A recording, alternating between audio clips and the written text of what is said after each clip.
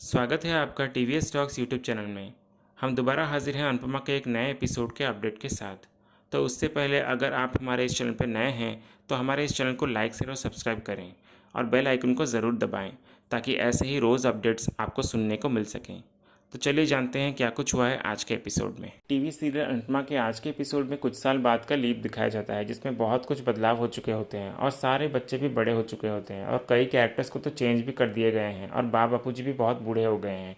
तो शुरुआत बात से होती है जो कि अपने शाह हाउस में आ चुकी होती है, जिसका नाम अब बदल कर वृंदावन कुंज होता है।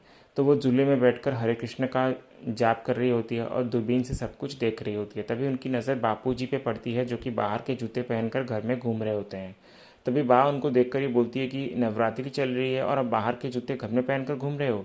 पर बापू जी को कुछ सुनाई नहीं देता है क्योंकि उनकी सुनने की शक्ति बूढ़े होने के कारण कम हो गई होती है। फिर बा उनको ये बोलती है कि आप अपनी कान की मशीन को क्यों नहीं पहनते हो। बापूजी फिर बोलते हैं कि इसमें खराबी है इसलिए नहीं पहनता। बा फिर बोलती है कि कैसी खराबी। बापूजी फिर बा को मजाक करते हुए बोलते हैं कि इसमें तेरी आवाज़ भी सुनाई देती है और ये बोलते हैं कि पहले तू ये बता कि तू पार्क में क्यों नहीं आई। बा फिर ये बोलती है कि मैं क्या कोई बकरी हूँ जो सुबह सुबह घास चरने जाऊँ पार्क में। बापूजी फिर बा को बोलते हैं कि अरे तुझे तो सुबह उठकर सूर्य नमस्कार करनी चाहिए। बा फिर ये बोलती है कि मुझे नहीं करना ये, आप जाइए सूर्य नमस्कार कीजिए अपनी उस लाडली अनुपमा के साथ। फिर अनुपमा को दिखाया जाता है जो कि बापूजी के साथ एक ही घर में रह रही होती है, जो अपनी गाय कावेरी को चारा खिला रही होती है और कावेरी को बोलते हुए नजर आती है कि तुम कावेरी तुम ज़रा कान्हा जी से प्रार्थना करो ना कि मेरी बेटी पे हमेशा अपनी कृपा बनाए रखे, क्योंकि आज उसका जन्मदिन जो है तुम्हारी बात कान्हा जी फटाफट सुन लेंगे। ये बोल रही होती है तभी तोशु अचानक आकर अनुपमा को पीछे से आवाज़ देता है जिसका कैरेक्टर भी कोई और ही निभा रहा होता है। अनुपमा फिर तोशु को आकर कहती है कि क्या हुआ, कहाँ आग लगी है। तोशु भी अनुपमा के साथ अनु की रसोई में काम कर रहा होता है। तभी तोशु ये बोलता है कि मैं इसीलिए आपको बुला रहा था क्योंकि ये इंटरनेशनल इन्वेस्टर आपसे बात करना चाहते हैं। फिर अनुपमा वीडियो कॉल से इंटरनेशनल इन्वेस्टर से बात करने लगती है। तभी वो इन्वेस्टर ये कहने लगते हैं कि आपको मीटिंग करनी थी ना तो आपको वो मिल गई, तो अब आप मुझे कन्विंस कीजिए कि हम क्यों अपने पैसे लगाएं आपके इस ब्रांड में। अनुपमा फिर उनको ये बोलती है कि आप ब्रांड्स पे पैसे लगाते हैं ना, तो अनु की रसोई एक ब्रांड नहीं है, बल्कि अनु की रसोई एक भरोसा है उन सभी औरतों का जो यहाँ पे काम करती हैं और इसमें बराबर के हिस्सेदार हैं। और अनु की रसोई उन कस्टमर के लिए भी एक भरोसा है जो इतने सालों से हमारे साथ हैं और हमारे फैमिली का हिस्सा भी बन गए हैं। और अनु की रसोई एक क्लाउड किचन भी है जहाँ हम सभी औरतें मिलकर काम करती हैं। इसलिए एक मौका चाहिए सर आपसे, ताकि हम आगे बढ़ सकें और अपने आप को प्रूव कर सकें। फिर वो इन्वेस्टर ये सब सुनकर कहने लगता है कि मैं समझता हूँ कि आप क्या कहना चाहती हैं, लेकिन हम इतने छोटे ब्रांड के साथ जुड़ना नहीं चाहते। ये बोलकर वो कॉल कट कर देते हैं। फिर अनुपमा निराश हो जाती है और बोलने लगती है कि ये रिजेक्शन सिलेक्शन की पहली सीढ़ी है, पर मैं तो रोज़ पहली सीढ़ी चढ़ती हूँ पर दूसरी सीढ़ी कभी आती ही नहीं है। तोशु फिर ये बोलने लगता है कि कहाँ से आएगी मम्मी, क्योंकि बिजनेस में भरोसा मेहनत ईमानदारी इन सब में किसी को कोई इंटरेस्ट नहीं होता है, क्योंकि उनको सिर्फ प्रॉफिट से ही इंटरेस्ट होता है। अनुपमा फिर तोशु को बोलती है कि बिजनेस में मेहनत ईमानदारी ही प्रॉफिट लाता है बेटा, समझा। तोशु फिर ये बोलने लगता है कि नहीं मम्मी, बिजनेस में सिर्फ अकल से ही लाभ आता है और हम ये जो सामान अनु की रसोई में इस्तेमाल करते हैं ना वो बहुत महंगा होता है, तो हम थोड़ा सा कंप्रोमाइज़ कर ले तो सब सही हो जाएगा। अनुपमा फिर बोलती है कि नहीं, जीवन में हर चीज़ से समझौता किया जा सकता है लेकिन उसूलों से नहीं। माँ के हाथ का खाना ये हमारा वादा भी है और उसूल भी है। तोशु फिर ये बोलता है कि आप एक बार ये उसूल भूल जाओ ना तो देखना ये लाभ अपने आप आपके पास चल कर आएगा। अनुपमा फिर ये बोलती है कि कारोबार में कस्टमर को खो देना बहुत बड़ा लॉस है और क्वालिटी में कंप्रोमाइज़ करेंगे तो हमारे सारे कस्टमर चले जाएंगे, तो क्वालिटी ख़राब करके मैं इतना बड़ा लॉस क्यों करूं। तोशु फिर ये बोलता है कि लॉस तो आएगा ही ना मम्मी, क्योंकि आपने सब कुछ कोऑपरेटिव बना के रखा हुआ है। 10% को छोड़कर बाकी सारे अमाउंट जो यहाँ पे काम करती हैं आप उनके वेलफेयर और इंश्योरेंस पे लगा देती हैं और बाकी जो पैसा बचता है वो आप बिज़नेस पे दोबारा इन्वेस्ट कर लेती हैं, तो हमारे पास बचता क्या है मम्मी। अंतमा फिर बोलती है कि बचता है ना आशीर्वाद और अच्छे कर्म, ये तो हमेशा के लिए हमारे पास रह जाते हैं। और तोशु तू जो ये बोलता रहता है ना कि पैसे नहीं है पैसे नहीं है, तो हमारे पास बहुत कुछ है, सर पे छत है, खाने के लिए खाना है और हमारे घर से कोई भी मेहमान खाली हाथ नहीं जाता, तो इससे ज़्यादा लाइफ में और चाहिए क्या। ज़रूरत अगर कम हो और ईमान में अगर दम हो तो इंसान कभी ना कभी ऊंचाइयाँ छू ही जाता है। इसलिए मैं भी चाहती हूँ कि कारोबार अच्छा चले और प्रॉफिट भी आए।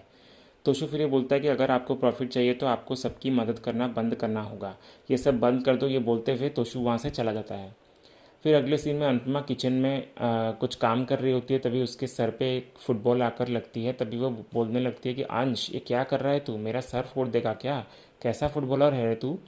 तभी हमें अंश को दिखाया जाता है कि जो कि बहुत बड़ा हो चुका होता है और वह बोलने लगता है कि मेरी गलती नहीं है अनुमा, आप हो ही इतनी आकर्षित कि फुटबॉल भी आपकी तरफ खींचा चला आता है। अनुपमा फिर ये बोलती है कि और तू भी इतना आकर्षित है कि मेरा थप्पड़ तुझे अपने आप पड़ जाएगा। अंश फिर ये मजाक से बोलता है कि तो ठीक है मारो ना अनुमा।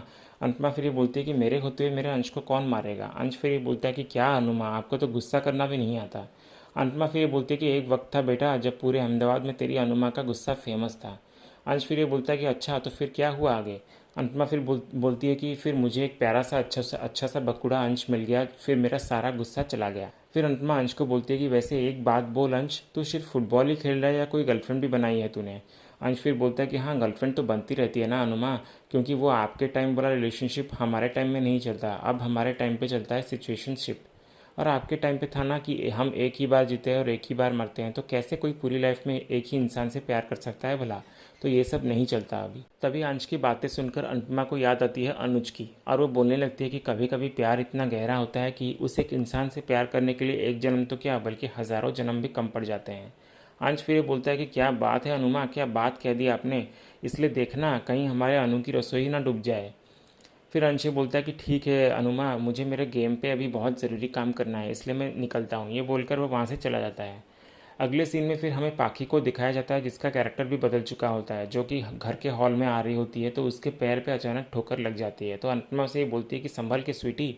फिर पाखी ये बोलती है कि स्वीटी नहीं, मुझे पाखी बोलिए। फिर अनुपमा ये कहती है कि वैसे नाश्ता बनाने का ड्यूटी तेरा था, पर तू सोती रही तो मैंने नाश्ता बना दिया, इसलिए अब लंच तू बना देना। पाखी फिर बोलती है कि ठीक है मैं बना दूंगी, लेकिन पहले मैं अपनी बेटी के लिए कॉफ़ी तो बना लूँ। ये कहकर वो अपनी बेटी के लिए कॉफ़ी बनाने लगती है और बहुत सारा कैफ़ीन डालने लगती है। फिर ये देखकर अनुपमा उसे बोलने लगती है कि इतनी कैफ़ीन बच्चों के लिए ठीक नहीं है बेटा, इसलिए अगर ईशानी को देना ही है तो तुलसी अदरक की चाय दे दे। पाखी फिर ये बोलती है कि आजकल के बच्चे तुलसी अदरक नहीं पीते, और आप सब सुबह सुबह शुरू मत हो जाइए। ईशानी कल रात को लेट नाइट शूट पे आई और अभी एक कोलैब का वीडियो उसे करना है, इसलिए उसे उठाने के लिए स्ट्रॉन्ग कॉफ़ी की ज़रूरत होती है। और वैसे भी ईशानी को कैमरा के आगे आना होता है, आपकी तरह किचन में नहीं आना होता है कि जैसे चाहे वैसे दिखो। ये बोलकर पाखी ताना देकर वहाँ से चली जाती है। अनुपमा फिर बापूजी को बोलती है आकर कि बापूजी मैं वर्कशॉप जा रही हूँ और शाम को जल्दी आ जाऊँगी क्योंकि आज मेरी बेटी का बर्थडे जो है तो आना ही पड़ेगा। ये बोलकर अनुपमा वहाँ से चली जाती है। फिर सीरियल के अगले सीन में किंजल को दिखाया जाता है जिसका कैरेक्टर भी कोई और ही प्ले कर रही होती है और उसे पहले जैसा इतना अच्छा नहीं दिखाया जाता। फिर वो फ़ोन पे किसी से बात करते हुए कहने लगते हैं कि अच्छा सैन सिटी रोड पे एक बंगला बिक रहा है क्या, तो आप एक काम करिए उसे आप ही खरीद लीजिए, क्योंकि हम तो 4 पीढ़ियों से यहीं पर रह रहे हैं और 400 पीढ़ियों तक यहीं पर सड़ेंगे। फिर वहाँ उसकी बेटी परी आ जाती है जो कि बहुत बड़ी हो चुकी होती है और आकर उसकी मम्मा को बोलने लगती है कि मम्मा देखो ना ये शर्ट मुझे फिट नहीं आ रही है। किंजल फिर परी को देखकर ये बोलती है कि परी तुम्हारी इस शर्ट में कोई प्रॉब्लम नहीं है, बल्कि तुम मोटी हो गई हो, इसलिए परी बेटा अपनी हेल्थ का ख्याल रखो और थोड़ा अपने खाने पीने पे भी कंट्रोल रखो। फिर परी बिना कुछ सुने दोबारा चॉकलेट्स खाने लग रही होती है, तभी किंजल उसे आकर रोक लेती है और बोलती है कि परी स्ट्रेस ईटिंग तुम्हारे लिए सही नहीं है, इसलिए चॉकलेट्स मत खाओ। तभी तोशु वहाँ आ जाता है और बोलता है कि परी तुम्हें चॉकलेट खाना है क्या, तो लो। ये बोलकर वो उसे चॉकलेट खिला देता है और किंजल को कहने लगता है कि किंजल क्या तुमने कभी बॉडी पॉजिटिविटी का नाम सुना है। किंजल फिर बोलती है कि हाँ सुना है ना, पर मैंने कोलेस्ट्रॉल बीपी और शुगर का नाम भी सुना है, तो प्लीज़ ये घटिया ज्ञान ना तुम अपने पास ही रखो और प्लीज़ परी को सच सुनने दो। फिर किंजल दोबारा परी को ये बोलने लगती कि परी तुम्हें अपना वज़न कम करना ही पड़ेगा, मेरी बात मान लो। फिर तोशु ये बोलता है कि कर लेगी वज़न कम जब टाइम आएगा, इसलिए अभी उसे फ़िलहाल जीने दो और खाने दो। फिर किंजल तोशु के बीच बहस होने लगती है परी की सेहत को लेकर। फिर परी ये सब देख नहीं पाती और वहाँ से जा रही होती है, तभी अचानक अनुपमा उसके सामने आ जाती है और उसकी शर्ट की तारीफ़ करते हुए कहती है कि बहुत सुंदर एम्ब्रॉयडरी की है तूने, और ये कॉम्बिनेशन तूने बनाई है क्या, बहुत अच्छी है, मेरी सुपर टैलेंटेड डिज़ाइनर बच्ची है तू। परी फिर अनुपमा को कहती है कि शर्ट अच्छी है और डिज़ाइन भी अच्छी है, पर इस बॉडी का क्या करूँ अनुमा, वज़न अगर ज़्यादा हो तो लोगों को सिर्फ वज़न ही दिखता है, अच्छा नेचर क्रिएटिविटी टैलेंट ये तो किसी को दिखता ही नहीं है। अनुपमा फिर परी को ये बोलती है कि दिखेगा बेटा, ज़रूर दिखेगा, हुनर कभी छुपता है क्या, इसलिए आज नहीं तो कल तेरा टैलेंट पूरी दुनिया को दिखाई देगा। और अगर वज़न कम करना है तो कर लेंगे, लेकिन ये वज़न तो किसी और के बोलने पर या किसी और को दिखाने के लिए नहीं बल्कि अपने लिए कम करना। फिर अनुपमा परी को ये कहने लगती है कि बेटा तू एक काम कर, रोज़ अपने आप को कह कि मैं बहुत सुंदर हूँ, फिर देखना एक दिन ये बात तेरा मन भी मान जाएगा, और जिस दिन तेरा मन मान गया ना तो उस दिन ये बात पूरी दुनिया मान जाएगी कि मेरी परी सबसे ब्यूटीफुल है। जानती है परी बेटा, मन के भाव चेहरे पे दिखाई पड़ जाते हैं और यही भाव देखकर दुनिया वाले हमारे बारे में गलत राय बना लेते हैं, तो उन्हें ये मौका क्यों देना। फिर तभी वहाँ अचानक किंजल आ जाती है और अनुपमा को सुनाने लगती है और बोलने लगती है कि अपना ही ज्ञान बंद कीजिए और ये मोटिवेशन स्पीकर बनना बंद कीजिए, ये सब सिर्फ कहने की बातें होती हैं, लेकिन रियल लाइफ में जिसका वज़न ज़्यादा होता है उसे ताने सुनने ही पड़ते हैं। फिर किंजल परी को ये बोलने लगती कि परी, मेरी बात ध्यान से सुनो। अगर तुम्हें स्ट्रिक्ट डाइट पे जाना पड़े या भूखा ही क्यों ना रहना पड़े, पर तुम्हें अपना वज़न कम करना ही होगा। अनुपमा फिर किंजल को ये बोलती है कि किंजल, बच्चों को ऐसा मत बोलो। किंजल फिर ये बोलती है कि मम्मी प्लीज़, बच्चों और परवरिश का ज्ञान आप मत ही दो तो सही होगा, क्योंकि आपको अगर बच्चे पालने आते तो आज आपकी बेटी यहाँ पर होती। फिर किंजल की बातों से अनुपमा को बहुत दुख पहुँचता है। फिर तभी वहाँ अंश, ईशानी और परी मिलकर सब माही के जन्मदिन के लिए उसका स्वागत करते हैं। फिर माही आकर अनुपमा का आशीर्वाद लेती है। फिर अनुपमा उसे ही बोलती है कि जीती रहे और हमेशा खुश रहे। कितनी बड़ी हो गई है तू माही, मेरी गुड़िया है तू। कान्हा जी तुझे दुनिया की हर खुशियाँ दे। माही फिर ये बोलती है कि पर वो तो पहले ही दे रखी है कान्हा जी ने, क्योंकि आप ही मेरी हर खुशी हो। ये बोलकर वो अनुपमा के गले लग जाती है। फिर अनुपमा उसे ये बोलती है कि अब जाके सबके आशीर्वाद ले ले, फिर जाके हम केक काटेंगे, क्योंकि तेरा फेवरेट हलवा केक जो बनाया है मैंने। फिर माही सबका आशीर्वाद लेने लगती है। फिर तभी अनुपमा वो केक लेकर आती है डाइनिंग टेबल पर और खोलने लगती है, तो उस केक में छोटी का नाम लिखा होता है। फिर ये देखकर सब लोग हैरान हो जाते हैं और अनुपमा भी ये देखकर बोलने लगती है कि माफ़ कीजिए, पता नहीं मैंने ये कैसे लिख दिया। माफ़ करना माही, मैंने तेरा जन्मदिन ख़राब कर दिया। माही फिर ये बोलती है कि आप सॉरी मत बोलिए अनुड़ी, छोटी आपसे दूर हो गई है और पता नहीं वो कहाँ चली गई। मेरी माँ ने मुझे छोड़ दिया तो मैं आपकी बेटी बन गई और आपने छोटी के हिस्से का सारा प्यार मेरे नाम पे कर दिया। तो आज आपने अगर मेरे केक पे उसका नाम लिख दिया है तो मुझे बुरा थोड़ी ना लगेगा, बल्कि मैं तो ये विश मांगूंगी कि कान्हा जी आपको जल्दी से जल्दी छोटी से मिला दे। बा फिर ये ताना मारकर ये बोलने लगते कि भगवान जी ने तो दो दो बार उसे मिलवाया था, लेकिन फिर भी वो भाग गई, इसलिए अभी तो भगवान भी मिलवा कर थक गए होंगे।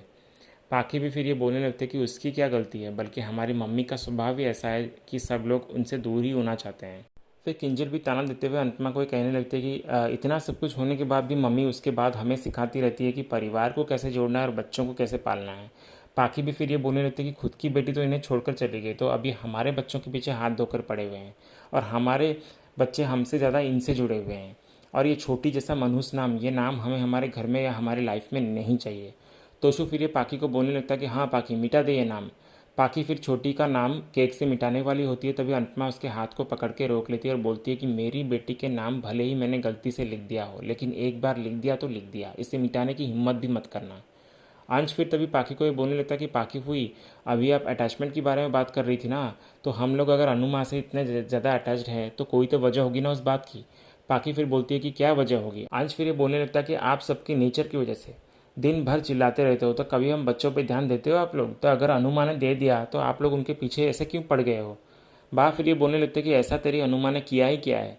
बापूजी फिर तभी बा पे भड़क जाते हैं और बोलने लगते कि अरे अनु ने क्या किया ये बोल रही है तू? अनु ने वो किया है जो तेरा भगोड़ा बेटा वनराज नहीं कर पाया। इसने सर पे छत दी, तुम सब एहसान फरामोशों को पाला और तेरे इस निकम्मे तोशु को अपने साथ काम पे रखा और इस बदतमीज़ पाखी को भी घर दिलाया। बापूजी फिर बा को भी ये कहने लगते हैं कि और तेरे जैसे तानेबाज औरत को इतने साल तक बर्दाश्त भी किया इसने। ये लड़कर झगड़कर बिल्डर से घर वापस ना लाती तो तुम लोग सब फुटपाथ पे पड़े हुए होते। लोग पवित्र धागा पर प्रार्थना बांधते हैं, लेकिन ये मेरी बेटी अनु वो पवित्र धागा है जिसने मेरी पूरी फैमिली को बांध कर रखा है। फिर बापूजी ये भी बोलते हैं कि अगर ये है तो हम हैं, वरना तुम सब लोग अपने आप को तक संभाल नहीं सकते तो हम बूढ़ों को क्या संभालते। और मेरी बेटी यहाँ किसी अधिकार की वजह से नहीं रुक रही है, बल्कि हमारी रिस्पॉन्सिबिलिटी की वजह से रह रही है। फिर पाखी, तोशु, किंजल ये सब सुन नहीं पाते और अचानक वहाँ से चले जाते हैं। बापूजी फिर अनुपमा को आकर समझाते हुए कहते हैं कि बेटा ये सब लोग तो गधे हैं, तो इनकी बात है तुमको अपने दिल पे लेने की कोई ज़रूरत नहीं है। अनुपमा फिर बापूजी को समझाती हुए बोलती है कि आप जाकर आराम कीजिए बापूजी, आपको इतनी चिल्लाने की ज़रूरत नहीं थी। फिर बापूजी उसकी बात मानकर वहाँ से चले जाते हैं। फिर अनुपमा तभी मन में ये बोलने लगती है कि रिश्तों में तो मैं हार गई, परिवार में तो मैं हार गई और प्यार में भी हार गई, और अनुज को देख भी नहीं पाई और इतने सालों से उनकी कोई खबर भी नहीं है। पता नहीं वो कहाँ पर हैं। बेटी तो माँ की परछाई होती है ना कान्हा जी, तो कहाँ है मेरी बेटी? फिर अनुपमा भागकर कान्हा जी के पास आती है और बोलने लगती है कि आद्या, मैं जानती हूँ कि तू है, क्योंकि अगर तू नहीं होती तो तेरी ये माँ भी नहीं होती, पर तू है कहाँ पर आद्या? यही बोलने लगती है और इसी सीन के साथ ही आज का ये एपिसोड एंड हो जाता है। तो ये था अनुपमा के आज के सोमवार वाले एपिसोड का अपडेट। ऐसे ही और लेटेस्ट अपडेट्स जानने के लिए हमारे इस चैनल से जुड़े रहिए। हम मिलते हैं नेक्स्ट एपिसोड के अपडेट्स के साथ। धन्यवाद।